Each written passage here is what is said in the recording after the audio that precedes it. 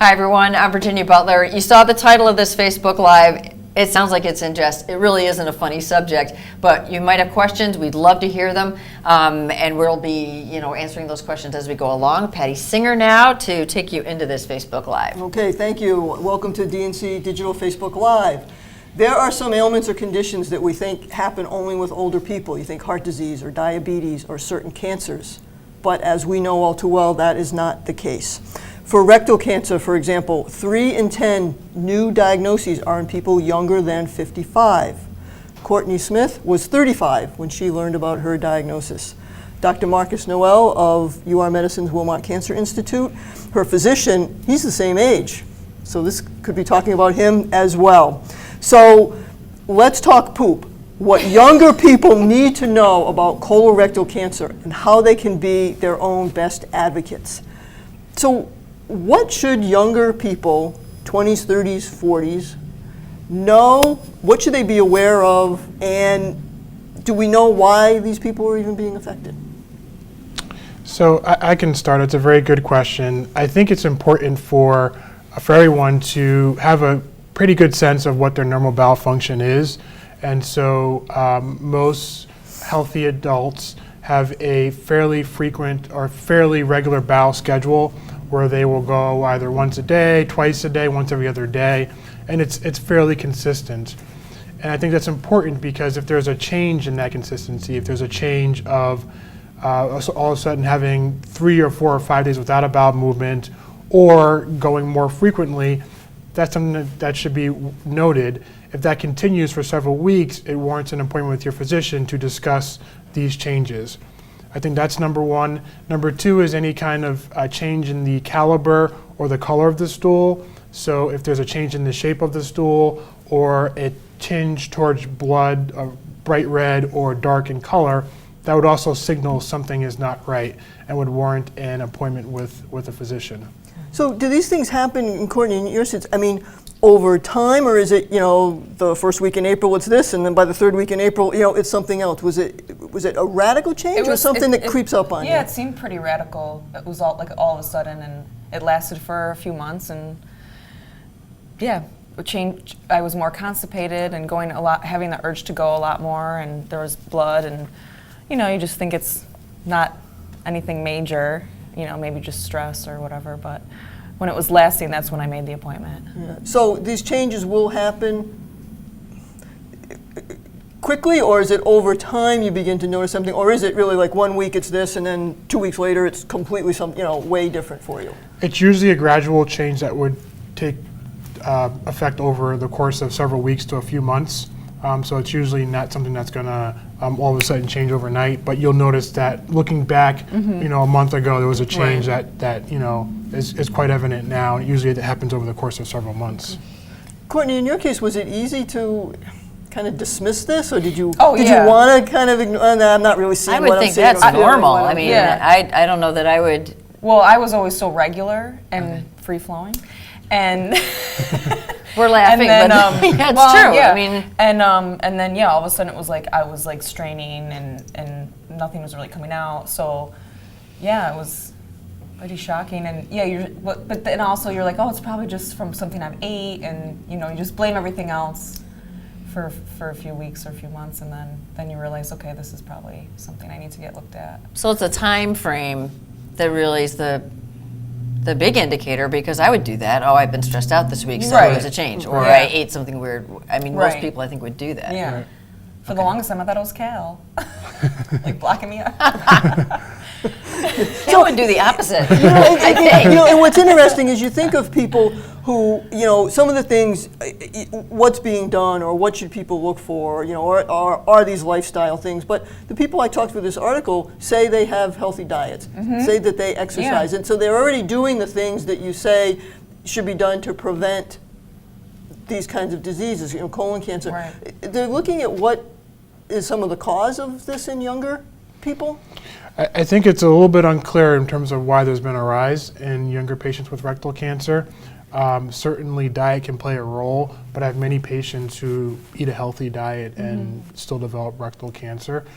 So I think the causes are still somewhat unknown.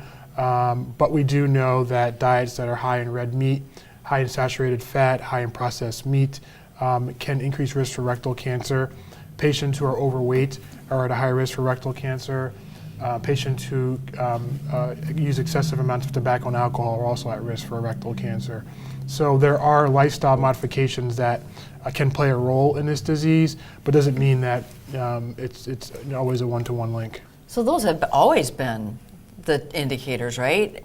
So do you think that there's something else that researchers need to be looking for in this younger population? Or, I don't know, are there any other areas that you're seeing that might be an indicator? I think, possibly looking at the diet, we're a generation that is typically into either fast food or processed food more so than 30, 40 years ago. Mm-hmm. So that may be playing a role that we haven't yet teased out. Mm-hmm. You're right that tobacco and alcohol are no different than in the past. So there may be a link to diet. Other environmental causes it's just not known yet if there's any other environmental cause that could be playing a role. Mm-hmm. Courtney, when you told friends that, hey, how you doing? Hey, I colorectal cancer. Probably a conversation stopper, but what's the response of people that are in your age group totally when you shocked. tell them that? Totally shocked and freaked out, like thinking that they should go get colonoscopies and what can they do to prevent that? Because it is kind of a freak thing that at my age that I'm getting this disease. So yeah, a lot of people are just kind of totally shocked by it.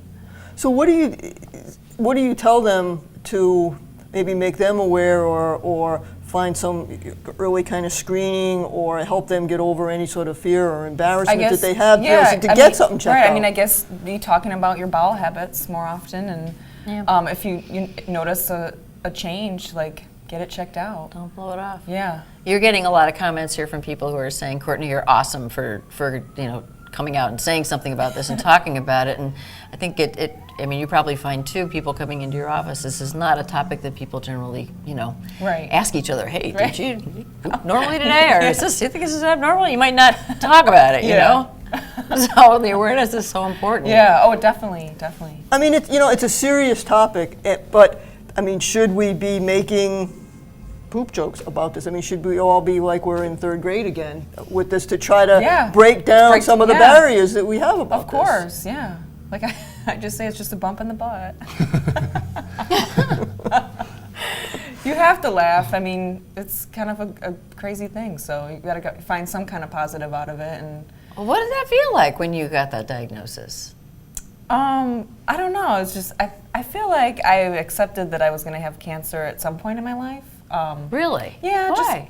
I worked in a sculpture studio and being exposed to chemicals and fumes, I thought I'd get like something in my lungs or something. And and it's in my family, and I think it's everywhere, Right. So I just didn't think it would be at 35. Thought maybe like 65, but just get out of the way now.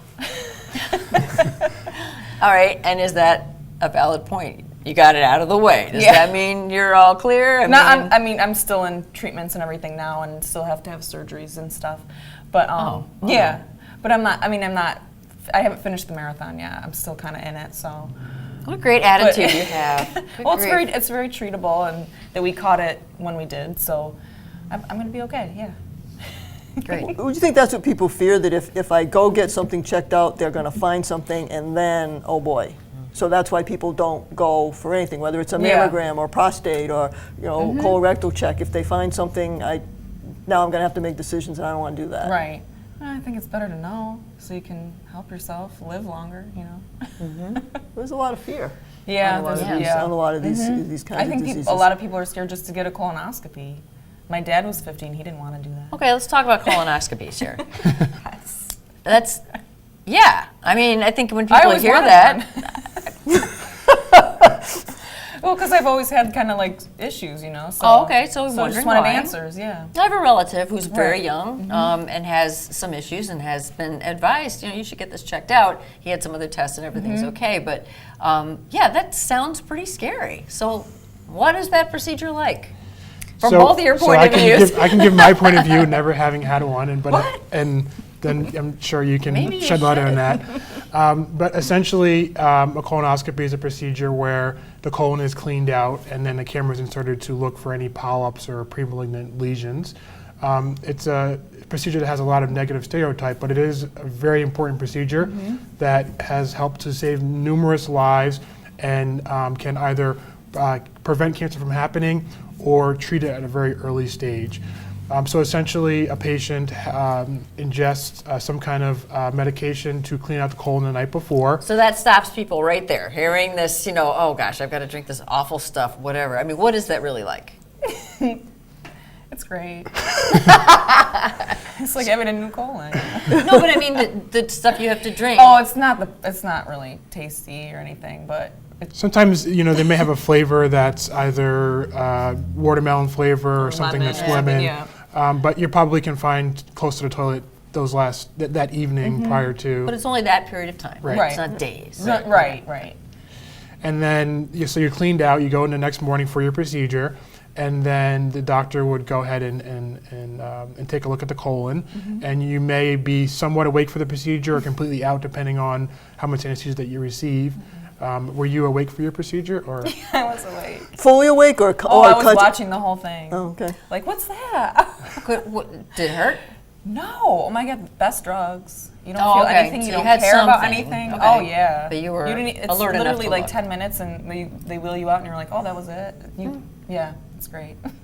But here's a good point. You mentioned why did you have one? You're 35, and you are treating people that are your age, but colonoscopies aren't recommended for the average person with no known risk factors until 50. Correct. Do you think they should be some reason to give them at younger ages? I mean, conceivably, this could be, the chairs could be switched here. She could be the doctor and you could be the patient. What about screening for younger people if we're seeing an increase in these numbers of cases? So I think it's something that we definitely have to take a look at. I think we need to continue to produce and generate more research on this topic to determine if we can increase survival and decrease occurrence of this disease in patients who are younger by doing more colonoscopies. Right now, the data doesn't yet suggest that, so it's still recommended at age 50 would be the age where you'd start. However, if there's a family history of colorectal cancer, or if a patient has any risk factors themselves that would put them at a higher risk for developing cancer, such as any inflammatory bowel disease, Crohn's disease, irregular bowels for a number of years, it certainly warrants a discussion with your provider. And in that setting, it can often be covered by insurance prior to the age of 50. Okay.